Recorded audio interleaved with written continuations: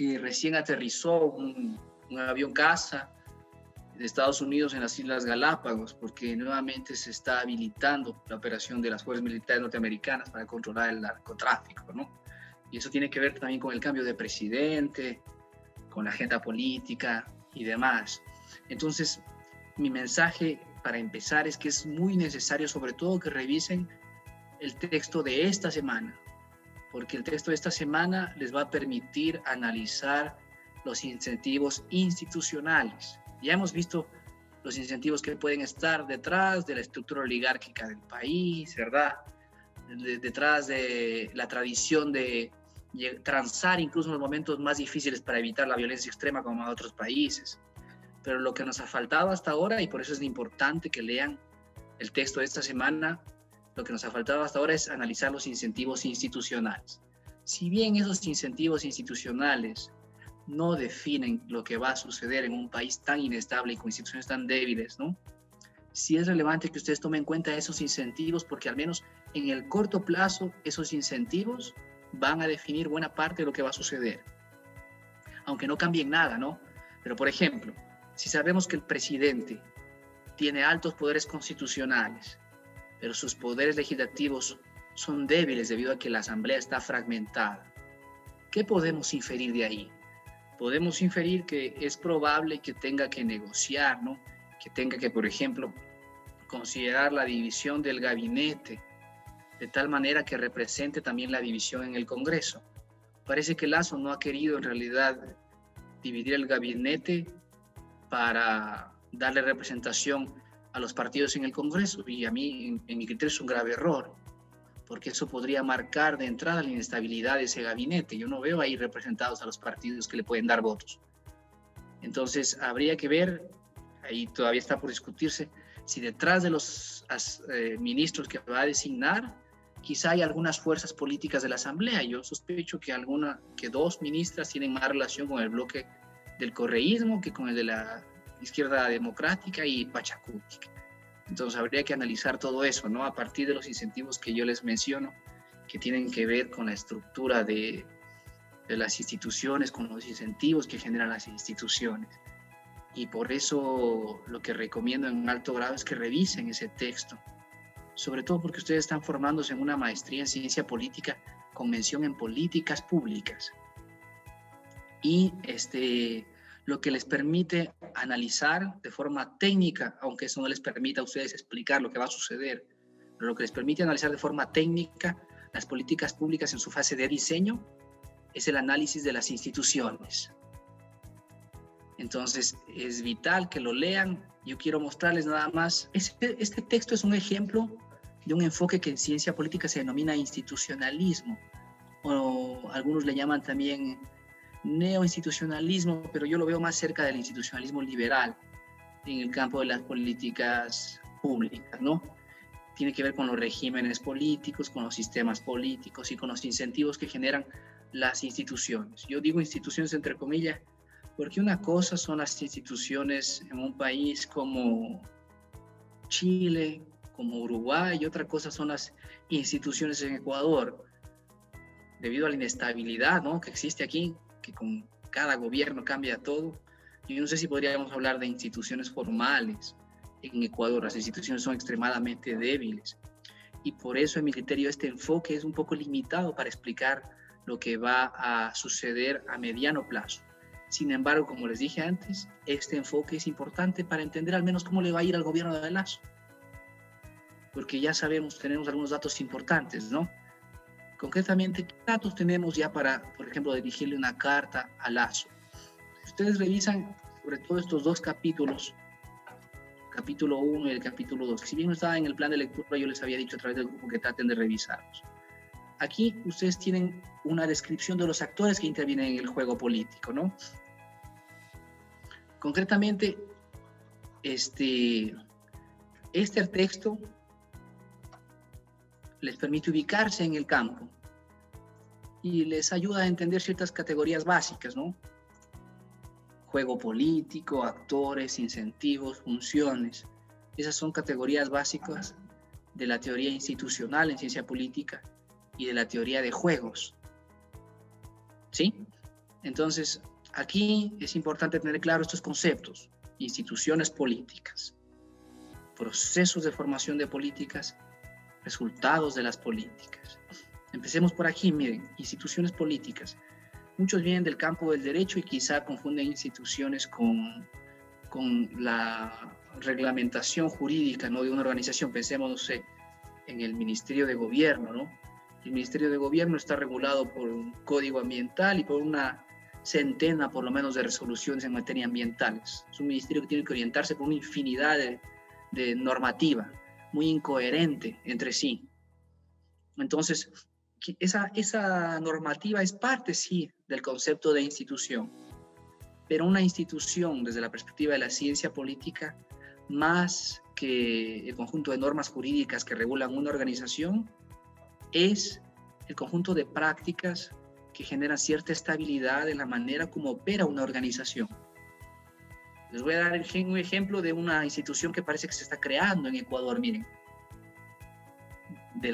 hay mucha debilidad en las instituciones, pero, por ejemplo, yo veo que la Corte Constitucional, desde un principio, se propuso apoyar la interpretación o la agenda liberal, y por tanto los casos que ha elegido y las coaliciones que ha hecho, sobre todo ha sido con los grupos liberales del país. Y como ejemplo de eso, ustedes vean todas las resoluciones que ha hecho en materia de libertad de expresión, el trabajo que hizo con respecto a los derechos de los grupos LGBTI, y la resolución reciente que tiene que ver con la despenalización del aborto, ¿no? Eso quiere decir que el grupo que está en la Corte Constitucional está siguiendo un patrón, y ese patrón es estable. Hay un compromiso claro con el liberalismo y con los grupos liberales del país. Es una coalición. A veces se cree que son los jueces y nada más. No, no son los jueces. Esos jueces están siendo apoyados por grupos de la sociedad civil. Si ustedes revisan la prensa, por ejemplo, buena parte de la prensa en realidad habla a favor de la Corte Constitucional. Y por otra parte, la Corte Constitucional está trabajando de cerca con activistas dentro del campo liberal. Entonces, eso quiere decir que quizás se está generando una institución, un patrón en la toma de decisiones, ¿no? Y cuando se genera ese patrón, esa estabilidad, se está construyendo una institución. Ustedes dirán, pero esto es la primera vez que sucede. Lamentablemente sí, miren, porque si bien tuvimos una experiencia más o menos relevante con el antiguo Tribunal Constitucional, el antiguo Tribunal Constitucional tomó decisiones contradictorias en materia de libertad. Entonces, no se generó ese patrón, porque dependía mucho de las coaliciones legislativas que estaban representadas en el tribunal. En cambio, yo veo en esta Corte una mayoría liberal asociada a sectores de la sociedad que son liberales. Y la Corte parece tener como política de interpretación el interpretar de forma liberal la Constitución. Eso va generando una institucionalidad con el tiempo, ¿no? Y además digo que se está generando una institucionalidad porque tanto el gobierno de Moreno como este gobierno parecen estar dispuestos a respetar ese espacio de toma de decisiones de la Corte Constitucional.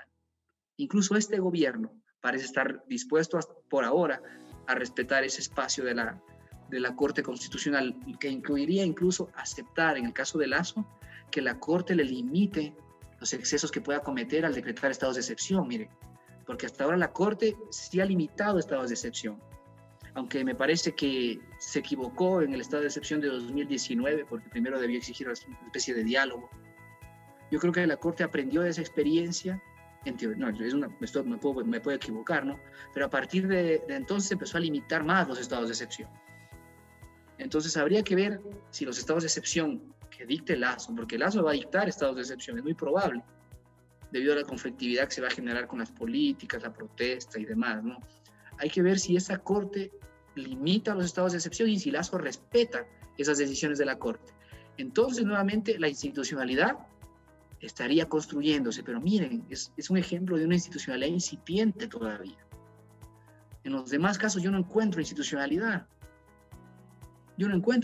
Por ejemplo, si hablamos del Ministerio del Ambiente, es un ministerio que regula y que no regula, que controla y que no controla, que está conformado por gente activista, que protege siquiera algunas parques naturales y que al mismo tiempo permite la tala indiscriminada o la minería ilegal. Entonces, no veo ahí institucionalidad. Quizás es mucho más difícil construir una institucionalidad en un ministerio como el de gobierno o el de educación, ¿verdad?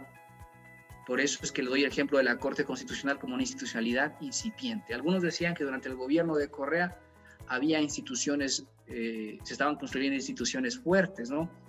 Pero en realidad yo creo que esas instituciones eran muy dependientes de la voluntad del presidente y por eso mismo fueron fácilmente debilitadas cuando Correa dejó el poder. Incluso el SRI, que parecía moderno, ¿no? Que fue modernizado desde los años 90, el SRI, ¿no? No recuerdo el nombre de este economista, incluso Correa la dejó en el cargo. El SRI, que parecía institucionalizado, que tenía buena burocracia, con este gobierno el SRI empezó a fallar sistemáticamente. Es decir, dependía mucho en realidad del apoyo político del presidente. Miren, se acabó el apoyo político del presidente, obviamente el caso de Moreno, que no tiene idea de lo que hace como presidente y demás, entonces no tiene gente que se ocupe de asegurar al menos que el SRI funcione bien. Ahora mismo buena parte de los contadores tienen dificultades con el SRI. Es decir, hay inestabilidad, hay mayores problemas, y eso tiene que ver con los recortes y con el hecho de que la institución no era tan fuerte como parecía. Es un ejemplo nada más, ¿no? Bueno, no me quiero explayar mucho. Eso es algo importante, ¿no? Analizar las instituciones como prácticas estables. Es difícil encontrar en Ecuador prácticas estables y coherentes, pero es un análisis que debemos hacer. Luego, el proceso de formación de las políticas. ¿Cómo se forman las políticas? Eso tiene que ver principalmente de estos actores, miren. Los actores políticos. Pueden revisar luego este texto que les comenté, ¿no? De aquí saco la información. Los actores políticos. Ahora, estos actores, en términos de ciencia política, tienen preferencias. Lo que presume la ciencia política siempre a partir del individualismo metodológico es que las preferencias por lo general son individualistas. Siempre persiguen el autointerés. Por ejemplo, mi carrera política, mis posibilidades de reelección, ¿sí? Se presume que los individuos son principalmente egoístas. En la ciencia política y por lo general no suele fallar, ¿no? Y en un país como Ecuador, que es altamente individualista y en el que la moral no es precisamente algo que predomine en las relaciones políticas ni en otras relaciones, y en el que el dinero se convirtió en el dios del país hace algún tiempo, ¿no? Los políticos parecen aceptar tener preferencias muy relacionadas con la capacidad de obtener recursos e irse del país. Por ejemplo, Moreno es un ejemplo de eso, miren. O sea, Moreno ya tiene sus recursos en España, tiene sus recursos en Suiza. Entonces habría que preguntarse si sus preferencias tienen que ver con eso, con la estabilidad y seguridad que él busca después de su mandato. Y lo mismo podríamos decir de otros actores políticos, ¿no? No todos son como Moreno, por supuesto. Y pensemos, por ejemplo, en buena parte de la gente que trabajó con Correa, el procurador, el contralor, todos en Miami. ¿Sí? Entonces, ¿cuáles son sus verdaderas preferencias? Mucho tiene que ver con el egoísmo y con la búsqueda de riqueza en un estado tan débil como el ecuatoriano. Y obviamente no podemos generalizar. Incentivos, ¿no? ¿Cuáles son los incentivos? ¿Qué límites le imponen la institucionalidad? Por ejemplo, ¿por qué los controladores son tan corruptos en Ecuador? Porque los límites que se les imponen son totalmente arbitrarios y dependen de los límites que le impone el presidente en el poder, ¿verdad? Es decir, parece que la legislación no es lo que funciona, sino los acuerdos con el presidente. Se acaban los acuerdos y caen los contralores. Y permisos, ¿no? ¿Qué permisos se les da? ¿Por qué el contralor eliminaba glosas con tanta facilidad después de que, claro, se reunía con el presidente? ¿No? Y elimina glosas así de forma automática, como por arte de magia, sobre todo de los grandes capos, ¿no? Por ese capitalismo oligárquico del que hablábamos, ¿no? Pero eso quiere decir que hay permisos informales para que el contralor no haga su trabajo en Ecuador, que tienen mucho que ver con quien está en el poder. Y miren, aquí ya estoy entrando nuevamente a variables que tienen que ver más bien con la estructura económica y demás, pero bueno, eso es parte de los incentivos que pueden tener. Roles, ¿qué les corresponde hacer según la legislación, ¿no? Cada uno sabe lo que le toca, el Ejecutivo, la Asamblea, los jueces, y capacidades. Y aquí miren, aunque no se enfatice mucho, yo creo que es una variable importante en el caso ecuatoriano. Las élites ecuatorianas tienen serias dificultades para gobernar también debido a su incapacidad. Yo me atrevería a decir incluso intelectual. Sí, yo veo mucha incapacidad en general en buena parte de las élites. Yo no sé qué pasó con la formación universitaria o qué pasó ahí, pero en realidad hay un problema serio con las capacidades. Y el problema es que este no es un problema solo de la mayoría de ecuatorianos, sino de las propias élites del país. Por eso es tan importante discutir el tema de la reforma universitaria y demás. Bien, entonces, en su mayor parte, el orden en el que se presentan los actores concuerda con el orden en que suelen tener la Constitución. Miren, estos son los actores que intervienen por lo general en las políticas públicas. Estos son los actores que menciona este autor. La función ejecutiva, la función legislativa, la judicial, los partidos y la burocracia, ¿verdad? Algo que no se menciona en este texto, porque es muy, muy propio sobre todo de países como Ecuador y Bolivia, miren, son estos actores que vamos a ver en la próxima semana. Pero estos actores son muy relevantes. Y otros actores que no se mencionan son estos actores que son muy relevantes. Pero no quiero agregarle, digamos, un enfoque diferente a la teoría de estos autores. Simplemente les digo que estos actores son muy relevantes en materia de política en Ecuador. Por ejemplo, estos actores, que ustedes van a ver en el texto de Ecuador, en este libro, son actores de veto principalmente. Ya la CONAIE amenazó que va a salir, ¿no?, a las calles si Lazo se atreve a hacer lo mismo que en Colombia. Son actores de veto, ellos saben que son actores de veto, de políticas públicas. Y estos actores, más que actores de veto, estos son los actores que deciden buena parte de la agenda económica. Ni siquiera existe una mediación entre estos actores y el Estado en Ecuador. Yo ya les he comentado que directamente los grupos económicos ponen su ministro. Es porque no hay autonomía en el Estado y directamente ellos deciden la política, por ejemplo, exportadora del país. Y esto hay por una razón que yo les he comentado antes, ¿no? El 90% del PIB en Ecuador, del PIB no petrolero, tiene que ver con 200 grupos. Entonces, ellos mueven la economía del país. Sin ellos no hay dolarización. Por eso es que su influencia en la agenda es determinante. Y ustedes no van a ver mayor resistencia en todas estas esferas. Ni en la burocracia, ni en los partidos, ni en lo judicial, ni en lo legislativo, ni en lo ejecutivo. Es más, algunos partidos son simple y llanamente emisarios directos de estos grupos. Por ejemplo, los grupos económicos de Guayaquil siempre han tenido sus partidos. Que un banquero sea presidente, eso quiere decir que estos grupos en realidad son parte fundamental de la toma de decisiones en materia de políticas públicas en Ecuador, ¿verdad? Pero bueno, eso tiene que ver con las particularidades del país. Lo cierto es que a nivel institucional estos actores son importantes y lo que trata este actor son varios temas, ¿no? Primero, el sistema político, hay parlamentario y ejecutivo, ¿verdad? Y presidencial, ¿no? Nuestro sistema es presidencial. Lo que afirman los teóricos sobre el sistema presidencial es que es un poco más inestable, porque como ustedes ven, por ejemplo, en España cambian de parlamentarios, tienen crisis de gabinete, crisis en el Congreso, llaman a nuevas elecciones, pero se mantiene cierta estabilidad. Simplemente se llama a nuevas elecciones en caso de que no lleguen a acuerdos y se designa nuevo primer ministro.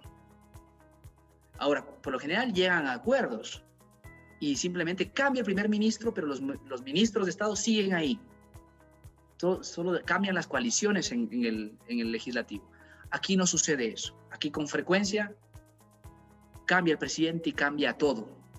Se va Lucio Gutiérrez y toda su familia. Y luego viene Noboa y todos sus amigos. Eso pasa por lo general en el sistema presidencial. La elección del régimen político entre los sistemas presidencial y parlamentario puede tener consecuencias importantes para la formulación de políticas, ¿no? El número y la estabilidad de los agentes, los escenarios donde se llevan a cabo los intercambios, el tipo de intercambios. Todas estas categorías son categorías formuladas por la ciencia política y la economía política, y es necesario que ustedes, para poder entender el texto de Mejía y otros, ¿no?, sobre Ecuador, revisen este texto, el del capítulo 2.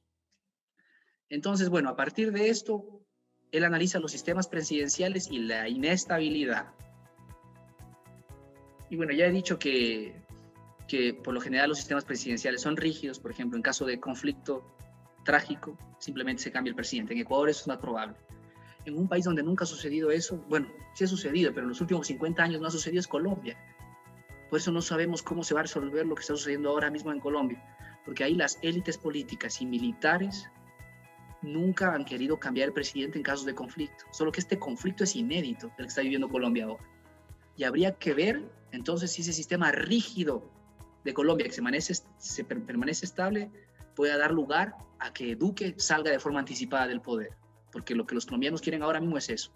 Vamos a ver cómo se resuelve eso. Se puede resolver con flexibilización por primera vez después de 50 años, o quizá no se resuelva y el ejército y la policía siga matando gente hasta por la fuerza hacer ceder a esas demandas. No sabemos lo que puede pasar en un país como Colombia, que a diferencia del nuestro es un país muy violento, ¿no? Muy violento, y ahí son violentos de arriba y desde abajo. No.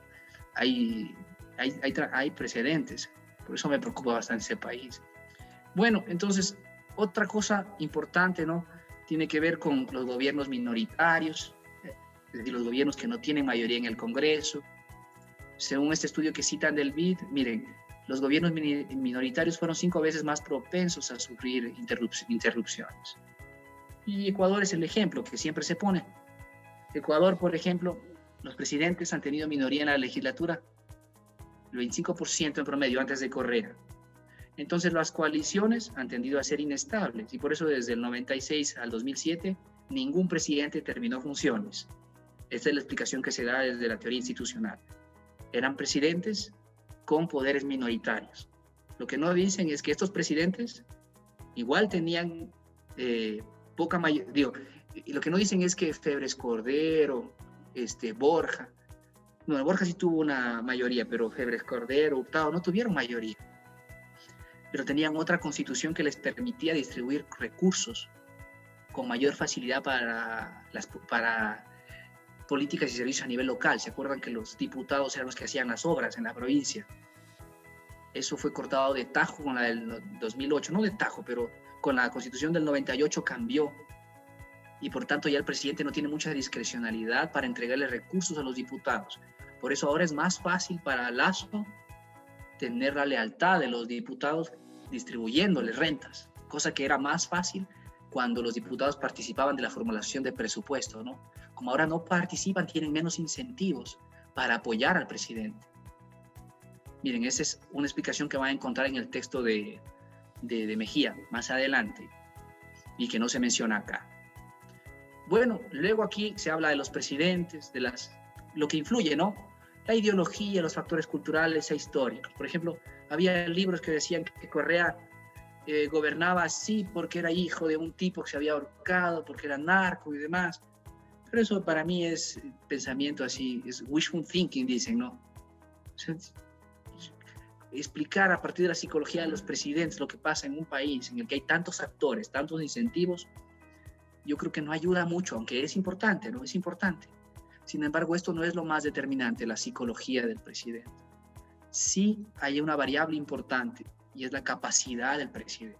Y nuevamente vuelvo a lo que yo les decía antes, ¿no? Nuestras élites tienen serios problemas a nivel intelectual. Mientras más inteligente es un presidente, tiene más posibilidades de sobrevivir. Y por eso yo creo que Lasso es inteligente en realidad. Yo creo que Correa es inteligente, yo creo que Lasso es inteligente. Y si son gente inteligente, seguramente van a analizar bien lo que van a hacer para poder mantenerse en el poder. Y por ese lado, Lasso tiene algo positivo. Hasta el propio Correa le ha dicho que es inteligente. Porque ser inteligente es al menos darse cuenta de las cosas. Lucio Gutiérrez, Moreno, ellos no se dan cuenta de las cosas. Las instituciones que determinan la forma en que son elegidos y su poder para afectar las decisiones políticas tienden a ser al menos importantes en la explicación de sus incentivos y comportamientos. ¿Cuáles son las instituciones que influyen, no? Algunas. Si analizamos presidentes, los poderes constitucionales. Y aquí los que son abogados la van a tener más fáciles, ¿no? ¿Cuáles son los poderes que tiene el presidente en la Constitución de Ecuador? Son poderes importantes en realidad. Todos estos poderes tiene el presidente. Tiene iniciativa exclusiva para legislar los presupuestos. Tiene iniciativa exclusiva para aprobar el plan de desarrollo. Puede llamar a plebiscito y referendo cuando quiera. Puede aprobar decretos, puede aprobar estas leyes que se llaman decreto ley. Y además tiene la posibilidad de que si el Congreso se le revela y está con bastante popularidad, puede llamar a muerte cruzada, ¿no? Entonces, muchos le están recomendando a Lasso que, ¿cómo se llama un señor de Quito que suele publicar en El Comercio por ahí? Él le dice que vuelva a la del 98, pero yo no creo que a Lasso le convenga volver a la Constitución del 98, porque en la del 98 el presidente tenía menos poderes. Bueno, y por otra parte tiene poderes no legislativos, ¿verdad? Puede nominar, nombrar y despedir funcionarios del gobierno, ministros y jueces. Por ejemplo, hay que renovar ahora la Corte Constitucional, 1/3, ¿verdad? Por sorteo. Quien puede nominar ahí es Lasso. Y todavía mantienen, yo no sé si lo eliminen al Consejo de Participación Ciudadana y Control Social, que es una especie de caja negra. Entonces todo el tiempo están cambiando ahí las coaliciones. Ahora parece que el PSC tiene mayor influencia y están haciendo una movida ahí para influir en el Consejo de la Judicatura, porque al parecer quieren hacer algo con los juicios de Correa. Entonces esa caja negra es una caja que le puede servir al gobierno para hacer transacciones que se denominan en Ecuador vergonzosas, ¿no? Pero la caja negra del Consejo lo puede permitir. Yo no sé si lo vaya a eliminar, porque eso le puede permitir al apoyo que sus partidarios rechazan, ¿no? El apoyo del correísmo. Y bueno, además de estos poderes, los poderes partidistas, ¿no? El contingente legislativo, el grado de apoyo y legitimidad al sistema electoral.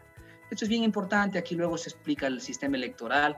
En la ciencia política, al menos los que trabajan en el campo del institucionalismo, le dan mucha importancia a las reglas electorales. Por ejemplo, en Ecuador un autor como Simón Pachano y otros le dan mucha importancia a los sistemas electorales para tratar de explicar lo que sucede en el país. Yo no soy muy entusiasta respecto de los sistemas electorales. Yo creo que otras variables son más importantes, pero en todo caso hay que reconocer algunos aciertos. Por ejemplo, el mero hecho de hacer elecciones concurrentes, ¿no? ¿Se acuerdan que antes no había elecciones concurrentes? Genera que el presidente tenga más votos. Ahora no sucedió eso porque la votación se fragmentó mucho, pero cuando son presidentes más populares, como sucedía con Correa, se llevaban la mayor parte de la asamblea, ¿no? El problema es que Lasso era casi nada popular, ¿no? Tenía apenas el 20% de apoyo en la primera vuelta. Por eso los que dicen que son los zapatos rojos lo que lo hicieron ganar y demás, o que es Durán Barba, ¿no? Allá ellos, pero pareciera más bien que no son los zapatos rojos ni Durán Barba, sino el hecho de que los mismos que en 2017 votaron en contra del correísmo, en 2021 votaron en contra del correísmo. O sea, no es que a los indígenas les gustó los zapatos rojos o a las feministas que el Lasso se abra, sino que quizá ven más fácil luchar contra un presidente débil, porque asumen que el Lasso va a ser débil, que luchar contra un presidente que puede ser autoritario, porque asumían que Arauz podía convertirse en una especie de Correa, ¿no? Entonces ellos también hacen sus cálculos estratégicos y no tanto tiene que ver con algo que nos quiere hacer competencia a los que hacemos ciencia política, y es lo que llaman, ¿cómo le llama? Es management, le llaman, no, pero ellos son los dioses de la política en realidad de los medios de comunicación. ¿Cómo se llama eso? Me olvidé el nombre. La asesoría, lo que hace Durán Barba, alguien que me aclare, que me recuerde el nombre. Consultorías, ¿no? Los consultores políticos. No es marketing político. Eso. Incluso ustedes, si piensan en términos de negocios, puede ir mejor por ese lado, afirmando que son ustedes los que los hacen ganar. Y bueno, hay cosas, yo creo que aportan, pero eso no es la explicación que podemos dar desde la ciencia política. Bien, bueno, luego los partidos de los presidentes, ¿verdad? Por ejemplo, Lasso tiene un partido pequeñito, pero es su partido, él lo creó, él lo fundó, él era el único candidato, ¿no? Entonces, además con las reglas electorales que permiten lista cerrada y ordenar a los candidatos, ¿no? Tú vas primero, tú vas segundo, tú vas tercero, eso le da mayor poder sobre el partido. Entonces, es esperable que no tenga mayores dificultades con su propio partido, y eso tiene que ver con las reglas electorales, también la longitud del mandato, la posibilidad de reelección. Por ejemplo, Moreno les dejó haciendo buena parte del trabajo a Lasso. Algunas de las políticas que se aprobaron al final son políticas para este gobierno y tienen que ver con el hecho de que en realidad Moreno y Lasso son en el fondo parte del mismo partido, es el partido de los grupos empresariales. ¿Sí? Ese es el partido verdadero. Gabinetes. Los gabinetes también son importantes. En Ecuador, como los cambian todo el tiempo, no les damos mucha importancia a los ministros, pero pueden llegar a ser importantes. Pueden permitir hacer coaliciones. Importa el proceso de formación de un gabinete, ¿no? Aquí nos dan el ejemplo de Brasil, en el que, literal, ¿no? En Brasil, por ejemplo, Bolsonaro, que es presidente sin partido, quiere que le apoye ahí un grupo de partidos que no tienen ninguna ideología ni nada, ¿no? Que se llama Centrão. Y lo que hace Bolsonaro es distribuirle los ministerios directamente. El problema es que cuando eso sucede, los gastos públicos explotan, ¿no? Y esa es una variable que sí se ha comprobado. O sea, mientras más coalición hay respecto del gobierno, mayores son los gastos públicos. Por eso es que Bolsonaro no está logrando cumplir su propuesta de reformas económicas, de control fiscal, porque les está distribuyendo los ministerios a los corruptos del Centrão. Necesita apoyo político. Entonces, miren, estas variables importan. Luego la estabilidad y demás, ¿no? Finalmente, la legislatura también es importante, ¿no? La manera como se organiza la elección de la legislatura, el hecho de que exista una o dos cámaras, el sistema electoral para elegirlas. Por ejemplo, acá los distritos no son bimodales como en Chile. Muchos dicen que en Chile el hecho de que en un distrito apenas haya dos candidatos permitió que Chile tenga mucha estabilidad en las políticas públicas. Bueno, esa es una explicación. Otra es que Chile tenía un Estado mucho más moderno desde los años 30, ¿no? Quizá esa es otra explicación. Y bueno, eso es lo que quería explicarles. Yo les había mencionado también que son importantes las burocracias, la legislatura, el poder judicial, que en el caso ecuatoriano tiene amplias facultades. Pero como en Ecuador no está garantizada la independencia judicial, todo dependería de la voluntad política. Si por primera vez en la historia de este país Lasso está dispuesto a respetar la independencia judicial, podríamos entonces ver un jugador de políticas públicas importante. Yo creo que hasta ahora ha sido un jugador de políticas públicas importante. Haber intervenido en el tema de la despenalización del aborto es algo bien trascendental en lo que podría suceder en este país. Más allá del debate moral, casi la mitad de los niños en Ecuador nacen de madres o de niñas maitas que han sido violadas, ¿no? Y no entramos en el debate de la moral, ¿no? Pero si la mitad de los niños en Ecuador nacen en familias vulnerables, y la estadística, los datos nos dicen que quien nace pobre en Ecuador por lo general muere pobre, entonces trabajar con esa población y sacarla de la pobreza va a ser muy difícil para cualquier gobierno. Y aunque esto suene duro, el aborto en esos casos favorecería al mediano y largo plazo a las políticas económicas del país, porque el control poblacional y las políticas económicas están muy relacionadas. Ustedes seguramente no escucharon ese debate entre las feministas o entre los pro vida, pero es probable que en realidad que los economistas del país se hayan dado cuenta de eso, y quizá por eso Lasso también cedió a esa política. Lamentablemente eso no se habla porque es algo muy delicado decir que Ecuador, al igual que Rusia, que los americanos y los europeos, tiene una perspectiva utilitarista sobre el control poblacional. Nunca había sucedido. Yo no sé si eso es lo que está de fondo a la hora de apoyar a la Corte en esta política. Si en verdad quieren controlar el crecimiento de la población más pobre y vulnerable, que aunque se afirme obviamente que puede tener posibilidades, la realidad es dura y los datos son claros. Si una niña es madre, tiene más o menos el 75% de probabilidades de no estudiar y de no trabajar. Y en esa condición de vulnerabilidad tiene que criar un niño al que seguramente no va a poder educar, y además en el sistema educativo no hay oportunidades para esos niños, lo que podría ocasionar que a largo plazo en realidad esos niños nunca puedan salir de la pobreza. Ese es un debate interesante. Yo sé que ustedes dirán que eso es inmoral, y es inmoral sin duda, ¿no? Porque eso quiere decir que quieren tratar de evitar que los pobres se reproduzcan en el país. Lo que hizo China, lo que hizo Rusia, lo que hace todo el mundo occidental, sobre todo en el norte global. El único país que no logró hacer eso, aunque permitió políticas selectivas, fue India, ¿no? China más o menos evitó que 400 millones de personas nazcan a través de la política de control de hijo único. Pero bueno, eso es la política más allá de la moral. Otro, los partidos políticos, la burocracia, esto ya hemos analizado, yo creo con ustedes, que los partidos en Ecuador son muy débiles, que quizá hay mayor, que un sistema multipartidista como el ecuatoriano, es más probable que los partidos se polaricen, ¿no? Y por eso vemos una polarización, porque la Asamblea ahorita mismo está bien polarizada, entre la derecha en materia económica y conservadora, tienen una centro-izquierda que es muy de izquierda en materia de valores, pero es de centro, es decir, más flexible cuando se trata de ciertas políticas. Por ejemplo, la ID, y puede ser bien de izquierda, casi cercana al correísmo cuando se trata de privatizaciones del seguro y demás. Es porque el multipartidismo permite ese fraccionamiento en Ecuador, y después de toda esa formación ideológica de cada grupo, aprendido en grupos importantes del país.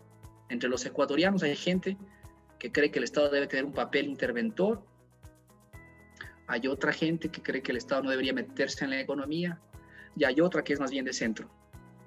Y después de todo, el sistema permitió que esa representación se manifieste en la Asamblea. Solo que con ese tipo de polarización es difícil que nos pongamos de acuerdo sobre una agenda económica, miren. Eso deberían analizarlo también en sus... O sea, ¿hasta qué punto, por ejemplo, si se trata de privatizaciones, nos vamos a poner de acuerdo? Si ya la izquierda democrática y Pachacuti dijeron que hay línea roja. Esto es importante, yo no sé si es de Elsa de Mena, en efecto, Diana, Elsa de Mena, ella fue la que modernizó el servicio de rentas internas. Bueno, estos son los actores que intervienen en las políticas, por eso les recomendaba que lean ese capítulo. Si ustedes entienden ese capítulo, luego la lectura del texto sobre Ecuador en particular les va a resultar mucho más comprensible, porque el marco analítico es simple. Lo que va a suceder en materia de políticas públicas va a depender de las reglas electorales, del sistema de gobierno y de los actores políticos. Esos actores políticos pueden ser más institucionalizados o menos. En el caso ecuatoriano, son actores poco institucionalizados, es decir, son actores relativamente impredecibles, en el sentido de que los asambleístas, por lo general, como no tienen perspectiva de carrera política, ellos pueden cambiar de la noche a la mañana, como sucedió con los asambleístas del país, ¿no? Recientemente. Salvo un grupo que es más cohesionado ideológicamente, como el de Pachacuti. Por eso hay que ver qué va a pasar todavía con la gente de la ID, con la gente de Correa también, que, como ustedes saben, con Correa eran de izquierda y con Moreno eran de derecha, ¿no? Son en realidad oportunistas que dicen tener determinada ideología, pero que cambian fácilmente. Salvo unos pocos, ¿no? Salvo unos pocos. Bueno, no sé si tienen alguna duda sobre este tema y si tienen alguna duda sobre las preguntas que están desarrollando. Síganme enviando las preguntas a través de WhatsApp para yo hacerle recomendaciones. Maestro, buenas noches, soy Diana Ordóñez. ¿Cómo le va, Diana? Bien, ya. Sí, solo una pregunta así. Tengo ya escogí mi pregunta en base a su revisión. Estaba desarrollando también ya el texto del que voy a explicar la pregunta. Sin embargo, sobre el video que tenemos que hacer, no necesariamente tiene que verse como los videos que dice atrás TED y todo lo demás, ¿no? Lo que entiendo es que se debe tomar todas las características que el expositor dice en el enlace que usted nos envió. Es así, ¿verdad? Sí, pero no sé si recuerda que en la primera clase yo hice una exposición para que ustedes sepan cómo trabajar la exposición, porque la idea es que sigan en lo posible todo ese formato. Por ejemplo, la idea es que pongan solo imágenes y no mucho texto. O sea, casi nada de texto. Por ejemplo, yo no usé nada de texto y en TED casi Exacto, no se usa. Que se escuche todo el tiempo nuestra voz pero sí que se vaya poniendo, que vaya en concordancia lo que se va diciendo, lo que va saliendo, imágenes, y claro. todo lo que sea bibliografía o algún anuncio de tema en la parte de abajo. ¿Es así? No, eso va solo en el guión, porque ustedes solo me envían el video, yo solo veo el video, diapositivas. Ya en el guión, incluso si ustedes no ponen bibliografía, deben ponerla, ¿no? Yo me voy a dar cuenta de dónde sacaron las ideas. No se olviden que por tema de respeto a la propiedad intelectual y demás, si ustedes están escribiendo el guión y parafrasean, deben citar, y si es un parafraseo bastante similar, hay que poner las páginas, y si toman alguna cita literal, también la deben citar, ¿no? No olviden eso porque, bueno, no debía decirles eso, pero ustedes ya saben que se trata de cuestiones de respeto a la propiedad intelectual, ¿no? De honestidad académica. Bien, no sé si tienen alguna otra duda. Sí, sobre todo. Sí, sobre todo por esa razón que usted acaba de decir, creo que es importante poner la referencia. Exacto, ya. Bien. Asesor político, consultor, Nicole, claro. Asesor consultor, le dicen. Yo me fui a un curso en Estados Unidos en el que estaban todos los consultores así duros reunidos. Estaba el consultor de Nebot y otros consultores. Y claro, ellos están convencidísimos de que ganan las elecciones. En todo caso, es interesante si alguien piensa hacer dinero con esta carrera, porque haciendo esos cursos y difundiendo esa ideología, ustedes pueden llegar a convencer a ciertos políticos. Seguramente hay asesores y asesores. En el caso de Durán Barba, sí me parece que es un tipo bastante ilustrado, ¿no? Que sabe de todo un poco, pero no creo que él sea la variable explicativa del triunfo de Lanzo. Y lo importante en un asesor también es el grado de relacionamiento que llega a tener con los políticos. Y para eso a los políticos no hay que hablarles en su propio lenguaje, ¿no? Hay políticos que son más académicos. Por ejemplo, ser asesor de Rodrigo Borja no ha de ser fácil, ¿no? Seguramente Barba y Borja no se pondrían de acuerdo. Pero ser asesor de un empresario y hablar su lenguaje, eso sí puede funcionar. Cada profesional tiene su propio lenguaje, su propia visión del mundo, ¿no? Y Lazo no es una persona que tenga formación académica, es inteligente, es pragmático, pero tiene formación más bien empresarial. Yo creo que alguien como Durán Barba sabe hablarle a todo tipo de élite y a todo tipo de político. Es lo bueno de un asesor. Pero bueno, me salí del tema. No sé si tienen alguna otra duda. Sí, yo. Adelante. No referente a los asesores, pero claro, creo que yo estudié Relaciones Públicas y trabajo en marketing, y creo que es muy interesante verlo desde el lado comercial, y hay un montón de variables de donde se puede ver cómo a lo mejor en algún punto lucrar, o cómo incluso se intenta o se persuade a la gente. Estudié Relaciones Públicas y creo que 4 tipos de materias de marketing político, marketing general, neuromarketing. Entonces es otra ciencia completamente diferente, pero al final se une. Creo que es importante. Pero la pregunta que quería hacer era si podía decirle mi pregunta por el guión y tal vez revisarle si está bien. Claro, dígame. Ya, mi grupo va a hablar sobre el populismo en general, pero cada uno tiene una pregunta en específico. Y mi pregunta es, ¿el populismo es una caracterización o un insulto en el debate político en Ecuador?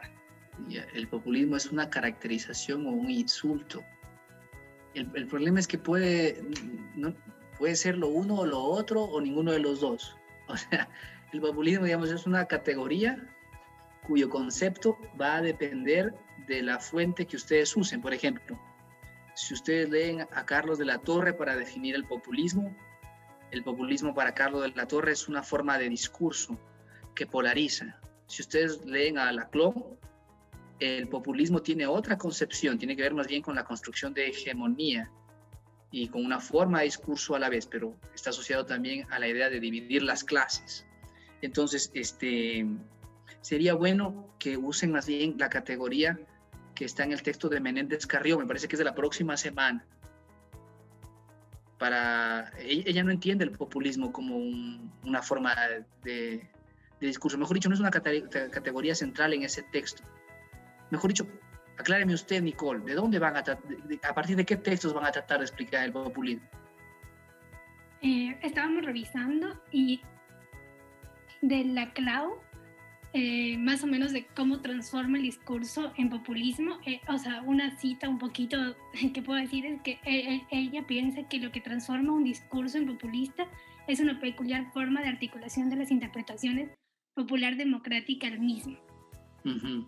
Entonces, como la tesis es que el populismo consiste en la presentación de las varias interpretaciones populares democráticas como conjunto sintético. Entonces era más o menos decir que cómo utilizan la palabra populismo en los discursos políticos y cómo se interpreta en el electorado.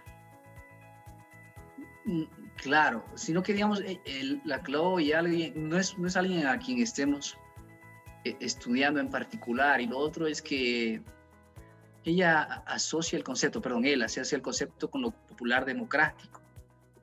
El problema es que, por ejemplo, si ustedes analizan la campaña de Lasso ya en la segunda vuelta, fue una campaña populista.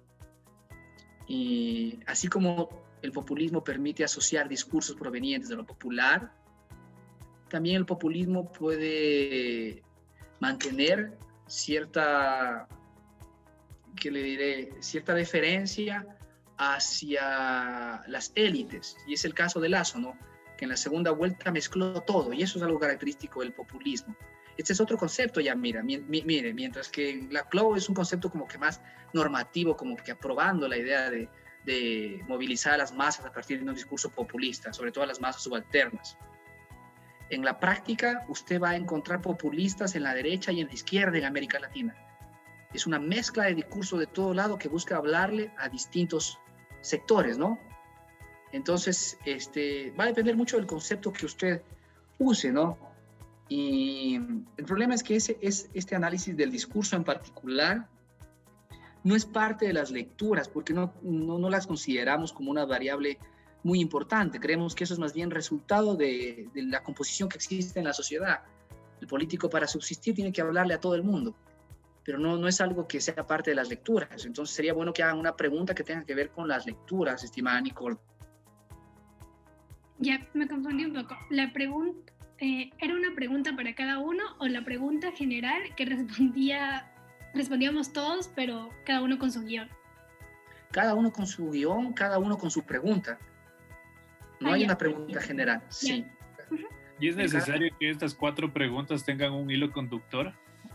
No. Por ejemplo, qué sé yo, David puede encargarse, no sé, a partir de los textos de esta semana, va a analizar cuál es la influencia o cuál será la influencia del gobierno dividido en las políticas públicas que implementará Lasso, por ejemplo.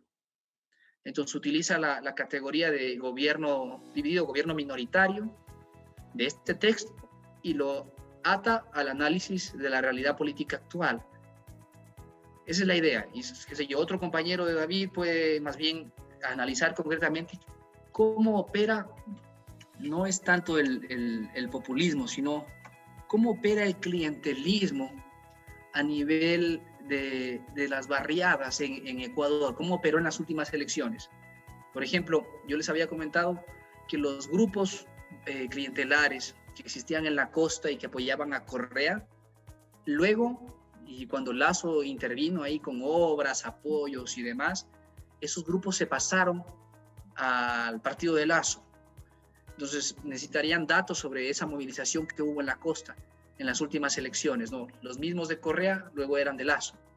Eso es un ejemplo de algo que podrían analizar a partir del texto de Menéndez Carrión, David. Y así otros podrían analizar a partir del texto de la primera semana, por ejemplo, si Ecuador es un estado patrimonialista. Y así, esa es la idea. O sea, el fondo del guión sería explicar algo de Ecuador, porque ahora con lo que usted comentaba sobre el tema de la política poblacional y las diferencias entre China e India, yo iba entendiendo que el fondo de esos 2 ejemplos es lo cultural. Entonces, tomando el tema y las lecturas de esta semana, lo puedo conectar con lo que dice Ospina en la semana 7 sobre el problema de gobernabilidad, cuando él dice que radica en las estructuras de la sociedad ecuatoriana. Esto es, la incompatibilidad de fondo con la propuesta de la administración racional, técnica y moderna de su desarrollo. Claro, o sea, lo que usted está diciendo en otras palabras es que con una población como la nuestra es complicado una política, no sé, racional. O explicar la situación de cierto periodo del Ecuador a partir de el sistema cultural o esta variedad de culturas. Sí, o sea, mientras usted use variables de ese texto, por ejemplo, algo muy importante, miren, en el texto de Ospina, es la relación entre los grupos de poder en Ecuador, lo que él llama las oligarquías, y los grupos subalternos. Entonces, esa relación es importantísima, porque unos y otros al mismo tiempo que tienen conflicto y desconfían, también colaboran episódicamente. Entonces, incluso las élites económicas y las élites políticas siempre miran hacia lo que piensan esa mayoría de pobres urbanos y excluidos que predominan en Ecuador.